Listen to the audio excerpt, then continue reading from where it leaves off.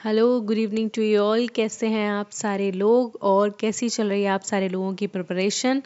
I hope आप सारे लोग अच्छे होंगे, अच्छे से पढ़ाई कर रहे होंगे और अपनी जो प्रिपरेशन है उसको भी बढ़िया तरीके से आगे बढ़ा रहे होंगे। ठीक है, तो हम पढ़ रहे हैं इंटरनेशनल रिलेशंस, जिसमें हमने अब तक कई सारे अप्रोचेस एंड कॉन्सेप्ट्स को डिस्कस कर लिया है।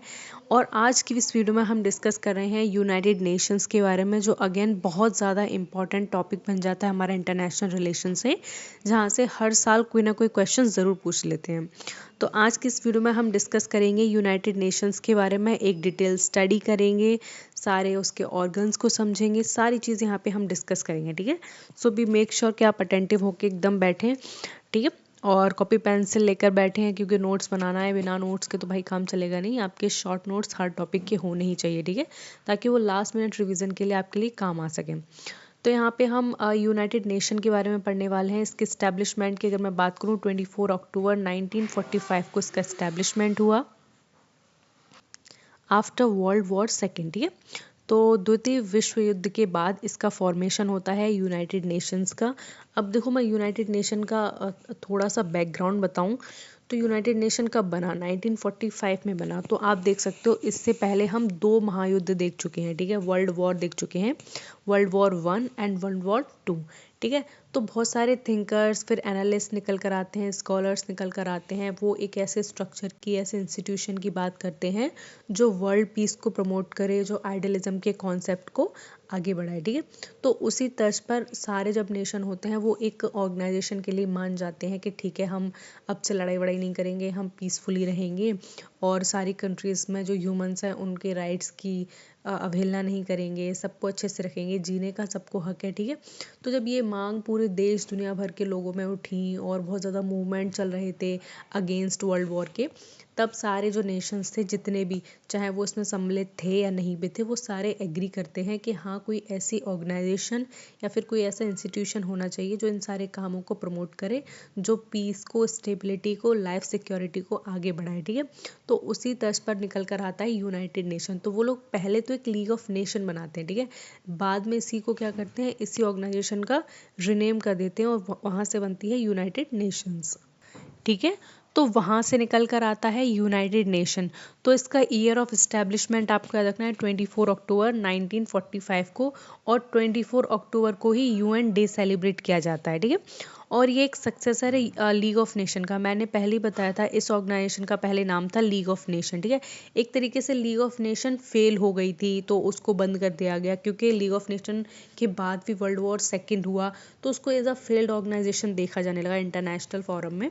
तो उसको फिर पूरी तरीके से ख़त्म करके हमने यूनाइटेड नेशंस बनाया। ठीक है, जो इसी की बेसिस पे थी और इसी के तर्ज पे थी, and is founded by 51 state. अब देखो, यूनाइटेड नेशन में सबसे पहले जो 51 स्टेट्स थे उन्होंने इसको साइन किया। मतलब कोई ऑर्गेनाइजेशन जब बनती है एक साथ, तो सारे लोग अपनी सिग्नेचर नहीं कर देते हैं, सारे लोग एकदम से उसके मेंबर नहीं बनते हैं। टाइम पीरियड के साथ साथ क्या होता है, उसके मेंबर्स जुड़ते जाते हैं और बनते जाते हैं। अगर मैं 1945 की बात करूं तो इंडिया भी उस टाइम इंडिपेंडेंट नहीं था, और जब हम इंडिपेंडेंट नहीं हैं तो हम अपनी फॉरेन पॉलिसी में अपने रूल्स, अपनी इच्छा कैसे रख सकते हैं, आगे नहीं रख सकते ना। तो वही सेम हाल किस में रहा है, हमारा भी रहा है इस नेशन में। मतलब हमने इसको बाद में ज्वाइन किया। ठीक है, और प्रेजेंटली अगर मैं बात करूँ तो 193 जो मेंबर स्टेट्स हैं वो इसकी क्या है, मेंबर हैं। ठीक है, 51 लोग जो थे उन्होंने मिलकर यूनाइटेड नेशन को बनाया, लेकिन बाय द टाइम ये नंबर एक्सपेंड होता गया होता गया होता गया, और प्रेजेंट डे हमें देखने को मिलता है कि 193 मेंबर्स इसके क्या हैं, मेंबर स्टेट इसके हिस्सा बन चुके हैं। ठीक है, इनका पर्पस क्या है, मतलब यूनाइटेड नेशन बनाने का उनका मुख्य उद्देश्य देखते हैं तो ये प्रमोट करते हैं पीस को। ठीक है, ये कहते हैं देश दुनिया भर में शांति बनी रहे, शांति दूत के लिए ये जाना जाता है यूनाइटेड नेशन। सिक्योरिटी की बात करते हैं, ह्यूमन सिक्योरिटी की बात करूँ, नेशनल सिक्योरिटी की बात करूँ, उन सारे मुद्दों पर ये आगे निकल कर आते हैं। कॉपरेशन को बहुत ज़्यादा बढ़ावा देते हैं, जहाँ अगर कोई दो नेशंस हैं आपस में झगड़ रहे हैं तो ज़्यादा से ज़्यादा ये कोशिश करते हैं कि उनके बीच इंटरवीन कर कर ये समझाया जाए कि आप ये कॉन्फ्लिक्ट ना करके कॉपरेशन का कोई रास्ता निकालो। ठीक है, और साथ ही साथ ये बात करते हैं डेवलपमेंट की। इवेंचुअली क्या है, ह्यूमन बींग्स को डेवलपमेंट करना है, तो साथ में ये यूनाइटेड नेशन क्या करते हैं, इस डेवलपमेंट को प्रमोट करता है। ठीक है, अब यहाँ नेक्स्ट हम डिस्कस कर लेंगे थोड़े और डिटेल में, इसके एम्स को डिस्कस करेंगे, क्या क्या एम्स है यूनाइटेड नेशन के। ये सब समझना भी आपके लिए इम्पॉर्टेंट है, क्योंकि एग्जाम में ना ऐसे ही क्वेश्चन पूछे जाएंगे, स्टेटमेंट बेस्ड होंगे, या फिर आपको कई सारे 3 4 5 ऑप्शंस देंगे कि इसमें से कौन सा यूनाइटेड नेशन के एम्स हैं या यूनाइटेड नेशंस के एम्स नहीं है, तो आपको करेक्ट ऑप्शन चूज़ करना पड़ेगा, ठीक है। तो वो समझना भी आपके लिए इम्पॉर्टेंट है। तो देखो, इसके अगर हम एम्स की बात करें, then it maintain international peace and security. तो यूनाइटेड नेशन का जो फर्स्ट फोरमोस्ट जो एम है उनका, तो वो है कि वो इंटरनेशनल पीस को और सिक्योरिटी को क्या करेंगे, मेंटेन करेंगे।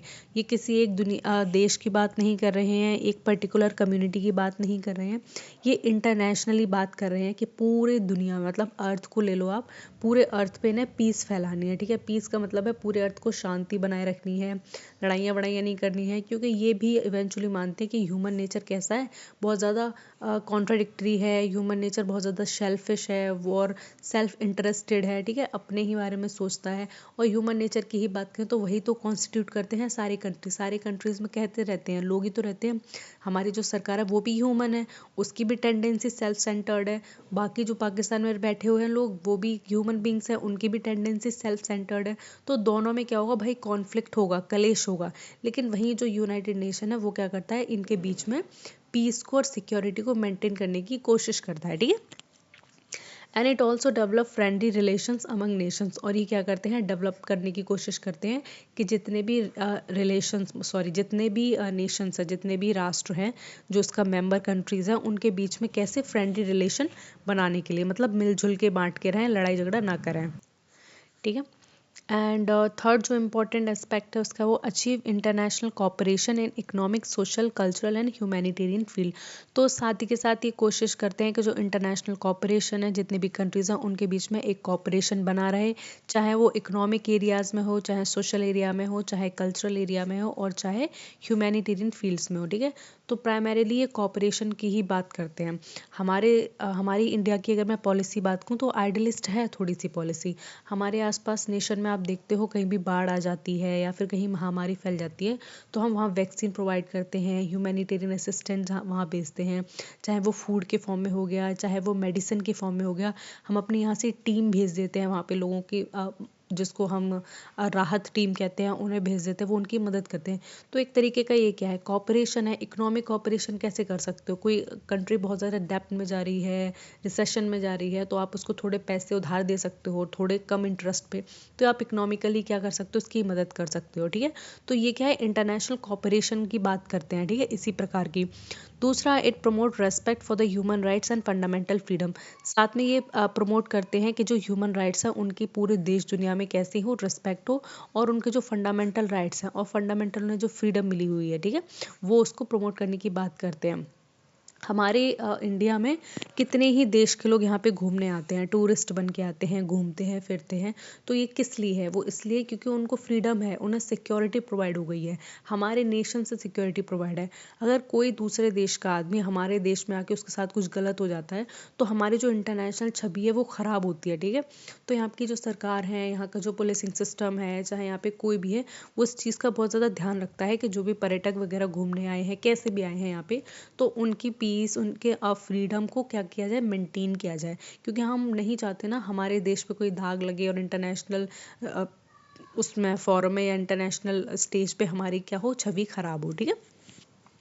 And it also act as a centre for harmonising action of nations. और ये ना जो यूनाइटेड नेशन है वो एक सेंटर की तरह काम करता है, ठीक है, जो क्या करते हैं, सारे हार्मोनाइजिंग एक्शन जितने भी नेशन लेते हैं उनके लिए। देखो, ये यूएन है, अगर मैं आपको थोड़ा सा समझाऊं, ये यूएन है, और ये जितने भी कंट्रीज उससे मिले जुले हैं ये हैं, मतलब जितने भी उसके मेंबर हैं, मैं उनको ना यहाँ पे ऐसे कंसीडर कर ले रही हूँ कि चलो ये इसके मेंबर हैं, बाकी कंट्री हैं।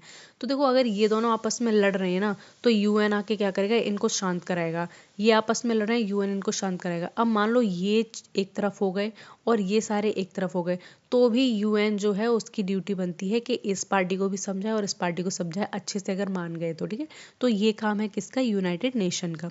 वो बस मेंटेन करता है पीस को, स्टेबिलिटी को, सिक्योरिटी को अमंग द नेशंस, ठीक है। यहाँ पे हम थोड़ा सा यूएन के ऑब्जेक्टिव्स को भी डिटेल में डिस्कस कर लेंगे। एम्स एंड ऑब्जेक्टिव एक ही बात है, बट हाँ थोड़ा सा हम देख रहे हैं किस तरीके से और काम करता है। तो पहला है इसका conflict prevention and peaceful settlement of dispute. जितना से जितना हो सके हमें क्या करनी चाहिए, यूनाइटेड नेशन को की कोशिश इस तरीके से रहती है कि जो कॉन्फ्लिक्ट है उसको कम किया जा सके, ठीक है। कॉन्फ्लिक्ट को हर तरीके से प्रिवेंट मतलब पूरी तरीके से रोकने की कोशिश करता है यूनाइटेड नेशन, ठीक है। तो ये चीज़ यहाँ से क्लियर होती है। साथ में जितने भी डिस्प्यूट्स होते हैं अमंग नेशन उनका सेटलमेंट कराता है, ठीक है। मतलब अभी इंडिया और पाकिस्तान के बीच में पहलगाम अटैक के बाद जो इतनी सारी बसट फैल गई थी, ठीक है, मतलब हम लोग अटैक कर रहे थे, वो लोग भी अटैक कर रहे थे, तो किसने बीच में इंटरवीन किया, ये यूनाइटेड नेशन ने भी किया। यूएस कहता है कि हाँ हमने किया, लेकिन हाँ यूएस के कहने पे ही या तर्ज पे ही यूनाइटेड नेशन कभी कभी ऐसे स्टेप्स उठा लेता है, क्योंकि अगर आप देखो तो सबसे ज़्यादा जो मॉनेटरी फंड है यूनाइटेड नेशन वो यूएस का ही है, ठीक है, यूएस देता है। तो भाई वो थोड़ा सा उसकी इम्पार्शल कुछ रहती हैं उसकी पॉलिसीज़, वो भी डिस्कस करेंगे कि यूएन को किस तरीके से क्रिटिसाइज़ किया जाता है प्रेजेंट में। साथ में यूनाइटेड नेशन का एक ऑब्जेक्टिव ये है कलेक्टिव सिक्योरिटी प्रोवाइड कराता है, कलेक्टिव सिस्टम है इसमें, ठीक है। मतलब कि अगर 195 नेशन है और 194th कोई कंट्री है, मान लो उसने हमला कर दिया किसी भी कंट्री पे, तो ये 193 कंट्रीज है ना, ये एक साथ हो जाएंगी। मिलिटरीली नहीं बोल रही हूँ मैं, हाँ इस अलग हो जाएंगे और इसको बाइकआउट कर देंगे कि हाँ तुम आज से हम तुम्हें नेशन रिकॉग्नाइज नहीं करेंगे, या फिर इंटरनेशनल मार्केट से हम तुम्हें पूरी तरीके से सफाया कर देंगे। ये भी एक कलेक्टिव सिक्योरिटी सिस्टम का एक फीचर है। Third is the economic development through cooperation. ये इकोनॉमिक डेवलपमेंट की बात करते हैं, कॉपरेशन के थ्रू सारी कंट्रीज एक दूसरे को कॉपरेट करें और उनका इकोनॉमिक डेवलपमेंट में हाथ बढ़ना है, ठीक है।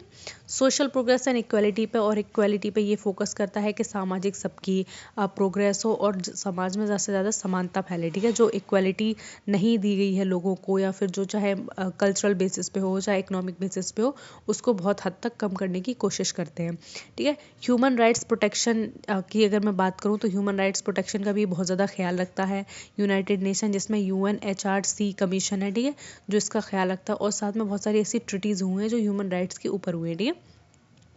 एंड द एनवायरमेंटल सस्टेनेबिलिटी की ये बात करते हैं कि एनवायरनमेंट को हमें हर हाल में सस्टेन करना है, ठीक है। हम इस एनवायरनमेंट में रह रहे हैं तो ये हमारी ड्यूटी है कि हम इसको पोल्यूशन फ्री रखें, इसकी जो क्लाइमेट चेंज हो रहा है वो कम से कम हो, ठीक है। जितने भी स्पीसीज़ हैं हम उनका ख्याल रखें इस इकोसिस्टम में। तो ये सब क्या है, एनवायरमेंट सस्टेनेबिलिटी की एक फीचर्स है, ठीक है। ह्यूमैनिटेरियन असिस्टेंट की अगर हम बात करूँ तो UNHCR, WFP एंड यूनिसेफ, ये सारी क्या हैं, ये बहुत सारे ऑर्गेनाइजेशन है, इसके मल्टीपल जो काम करती हैं देश दुनिया भर में, ठीक है। यूनिसेफ की अगर मैं बात करूँ तो इसी के तहत जो आंगनवाड़ी, अगर आपने देखा होगा भारत में छोटे छोटे स्कूलों में आंगनवाड़ी वगैरह होती हैं वो काम करती हैं, ठीक है। तो वो यूनिसेफ है, उसका ही इनिशिएटिव है, उसकी तर्ज पे बना है, ठीक है। तो ये सारी चीज़ें हमें इसमें ऑब्जेक्टिव्स में देखने को मिलती हैं। अब यहाँ पे जो नेक्स्ट हम इम्पोर्टेंट डिस्कस करने वाले हैं वो है principles of UN charter. UN charter का देखो मतलब क्या होता है, जैसे भारत का संविधान है जिसमें लिखा है कि भारत के लोग मतलब we are the people of India and हमें फ्रीडम है, फ्रीडम ऑफ स्पीच और द फ्रीडम ऑफ एक्सप्रेशन, हमें equality of liberty thought and expression है, हमें justice social economic and political है। तो ये क्या है, ये एक तरीके से हमारे कॉन्स्टिट्यूशन का प्रियम्बल मैंने बता दिया। वही तरीके से यूएन का, यूनाइटेड नेशन का एक चार्टर है। चार्टर मतलब है कि ये हमारे फलाने फलाने हमारे चीज़ें हैं और हम ये काम करेंगे, ठीक है, हमारी ये पॉलिसी है और हम इसके अंदर या फिर इसके अंदर रहते हुए ही इन सारे कामों को पूरा करेंगे। तो इसमें फर्स्ट आ जाता है sovereign equality of all member state. जितने भी मेंबर स्टेट है, 193 मेंबर स्टेट है, उनकी सोवरेनिटी का क्या करेंगे, ख्याल रखेंगे। सोवरेनिटी का मतलब होता है उनके इंटरनल जितने भी मामले हैं उसमें हम कोई दखलंदाजी नहीं करेंगे, ठीक है, और आपकी संप्रभुता को हम बनाए रखेंगे। पीसफुल सेटलमेंट फॉर डिस्प्यूट, और जितने भी अगर डिस्प्यूट्स होंगे, किसी भी नेशन के बीच में लड़ाई वड़ाई होगी तो हम उसको पीसफुली रिजॉल्व करेंगे। ऐसा नहीं है कि अगर एक देश से लड़ाई हुई और बहुत सारे नेशंस ऐसे जो उसको पसंद नहीं करते हैं, ठीक है। एंड नेक्स्ट इसका इम्पॉर्टेंट पार्ट बन जाता है non intervention in internal affairs. ये सोवरेनिटी का ही एक इम्पॉर्टेंट कॉन्सेप्ट है। जितनी भी मेंबर कंट्रीज़ हैं उनके देश के अंदर क्या हो रहा है, देश के अंदर क्या मुद्दे हैं क्या नहीं है, उसके ऊपर ये कोई अपना राय नहीं देंगी, कोई इंटरमीन नहीं करेंगी। ये भी एक इनका प्रिंसिपल है, ठीक है। प्रिंसिपल ऑफ चार्टर में ये चीज़ लिखी हुई है। अगर भारत में कुछ भी हो रहा है, ठीक है, भारत में किसी की भी सरकार बन रही है, भारत में किस तरीके से लॉज आ रहे हैं, कैसी पॉलिसीज़ का यहाँ पे फॉर्मुलेशन हो रहा है, तो ये हमारा यूएन का ये पार्ट नहीं है कि वो उस पर कमेंट करे या फिर इसके बारे में अपनी राय दे, ठीक है। इसमें है फिर provision of use of force. देखो इसमें ना फोर्स के यूज़ को ये प्रोहिबिट करते हैं कि हम फोर्स का यूज़ नहीं करेंगे except self defence and UNSC authorisation. अगर किसी ने हमें मारा तो हम फोर्स का यूज़ करेंगे, वैसे हम किसी भी चीज़ में फोर्स का यूज़ नहीं करेंगे। हमें हमेशा कैसे करनी है, डिफेंस की पॉलिसी अपनानी है। सेल्फ डिफेंस में अगर हमने फोर्स का यूज़ किया है देन ये वैलिड है, हम इसको वैलिडेशन देते हैं। लेकिन आपने किसी के डिस्प्यूट रेजोल्यूशन के मुद्दे पर बात करने से पहले ही वहाँ पे फोर्स का इस्तेमाल कर दिया, अपनी मिलिट्री भेजी, तो ये बहुत चीज़ें गलत है, ठीक है। एंड इसमें लास्ट है फुलफिलमेंट ऑफ चार्टर ऑब्लिगेशन। और जो प्रिंसिपल है एक यूएन चार्टर का वो ये है कि जितना भी चार्टर के ऑब्लिगेशंस हैं, जितने भी नॉर्म्स वगैरह हैं, जितने भी इसके रूल्स हैं, उन सबको ये क्या करेंगे, फुलफिलमेंट करेंगे और उनको फॉलो करेंगे कम्प्लीटली और ब्लाइंडली, ठीक है। देन हम यूएन के स्ट्रक्चर को बात करेंगे। यूएन में कौन कौन से ऐसे मेजर ऑर्गन हैं या फिर कौन कौन से मेजर ऐसे डिपार्टमेंट्स बने हैं जो अलग अलग तरीके के काम करते हैं, ठीक है, जिनके डेली टू डेली वर्क रहते हैं, वो सारी चीज़ों को समझेंगे यहाँ पे, ठीक है। तो यूएन का स्ट्रक्चर किस तरीके से है, उसके मेजर ऑर्गन कौन कौन से हैं, तो उसके 6 प्रिंसिपल ऑर्गन्स हैं, ठीक है। 6 बहुत बड़े बड़े डिपार्टमेंट्स हैं एक तरीके से, ऐसे समझ लो। जिसमें पहला है United Nation General Assembly, then उसके बाद आता है United Nation Security Council, then economic and social council and the International Court of Justice ICG, UN secretariat and this trusteeship council. तो ये इसके 6 इंपॉर्टेंट ऑर्गन्स हैं, इनको हमेशा याद रखना, ठीक है। ये एग्जाम में पूछा जा सकता है कि कौन कौन से ऑर्गन्स हैं यूनाइटेड नेशंस के और कौन कौन से नहीं है। ऑप्शन में कोई और भी डाल सकते हैं जो यहाँ पे नहीं है, ठीक है। अब इम्पॉर्टेंट ये बन जाता है कि हमें इन सारे ऑर्गन्स के बारे में थोड़ा कुछ पता रहना चाहिए, ठीक है। जो इम्पोर्टेंट है वही पता करेंगे, जो इम्पोर्टेंट नहीं है एग्जाम के पर्सपेक्टिव से उसको हम छोड़ देंगे, ठीक है। क्या छोड़ना है क्या पढ़ना है वो देखो आप, मैं बता रही हूँ क्या क्या पढ़ना है, ठीक है। ओके तो यहाँ पे हम सबसे पहले यूएन जनरल असेंबली के बारे में पढ़ेंगे। It is deliberative body all 193 states. देखो ये जो यूएन जनरल असेंबली है उसमें क्या है, 193 जो स्टेट हैं उन सारे लोगों का एक एक रिप्रेजेंटेटिव रहता है। तो इवेंचुअली कितने मेंबर्स हो गए, 193 मेंबर हो गए, ठीक है।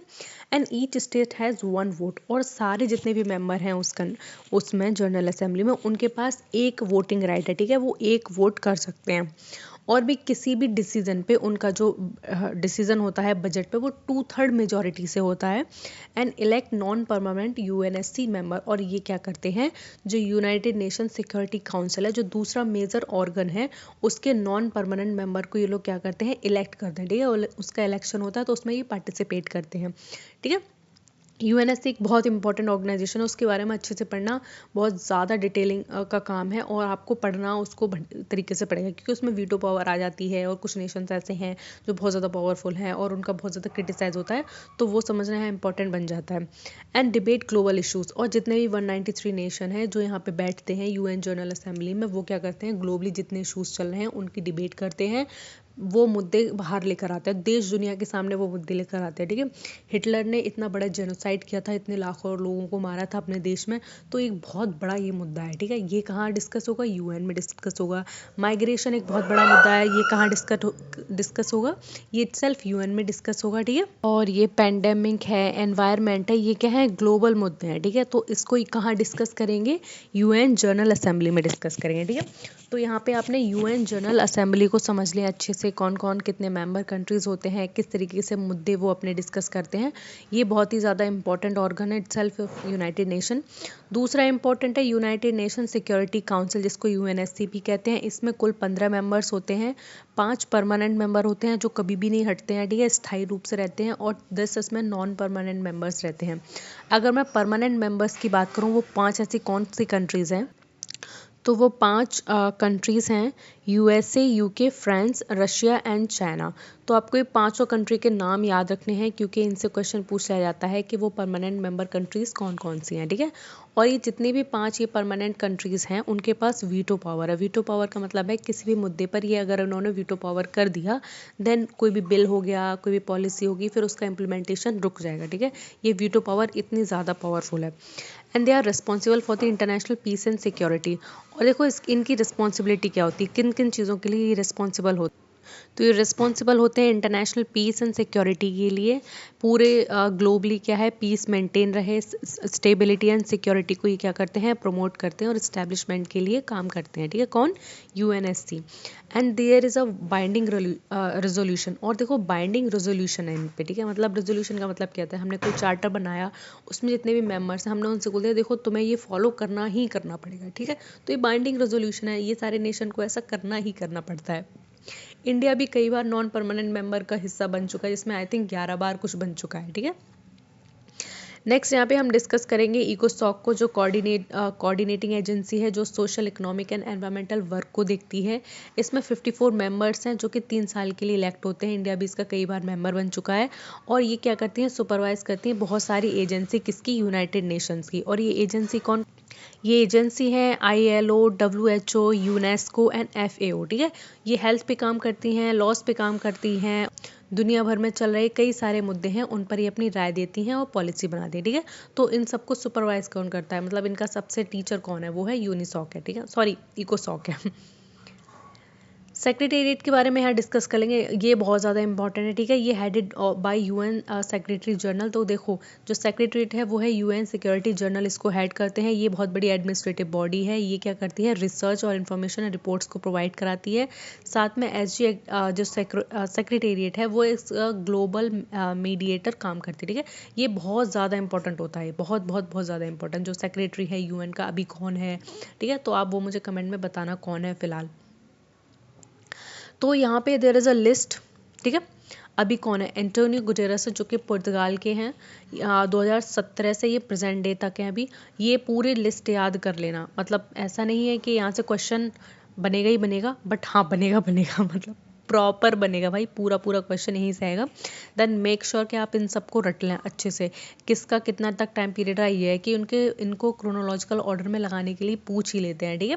तो ये लिस्ट मैंने यहाँ पे दे दी है। ये UN के जनरल सेक्रेटरी हैं, सारे के सारे याद करने हैं और इनका टाइम भी याद करना है साथ में, ठीक है। So this is all about this video of United Nations. अभी बहुत कुछ रह गया है इसमें पढ़ने के लिए, हम और भी सारी डिस्कस करेंगे। सिंस ये वीडियो हम बहुत ज़्यादा लेंथी नहीं बनाएंगे और मेरे मोहल्ले पड़ोस में शादियाँ हैं, बहुत ज़्यादा नॉइस आ रही है पीछे से, तो मैं इसको कंटिन्यू नहीं कर पा रही हूँ, ठीक है। जितना आज हमने पढ़ा है वो बहुत ज़्यादा इंपॉर्टेंट है, आज पढ़ा है उतना अच्छी बात है, सीख लेना और इसके नोट्स बना लेना और ये याद कर लेना। कल अगर आप क्लास देखो ये वाली मेरी UN वाली, देन बी मेक श्योर कि आपको सारे सेक्रेटरीट के नाम याद हो जाए तब तक, ठीक है। एक दिन का काम है, याद कर लेना हर हाल में, ठीक है। तब तक अपना ख्याल रखना, हाँ पढ़ते रहना और अच्छे से खाओ पियो, शादियाँ भी इंजॉय करो, लेकिन भाई एग्जाम पे फोकस करो। मेरे ख्याल से एग्जाम 2 या 3 तारीख को हो जाएगा जनवरी में, ठीक है, क्योंकि 31 डेट पहले आ चुकी है, 31 दिसंबर से एक हफ्ते के अंदर अंदर हो जाएगा जनवरी में।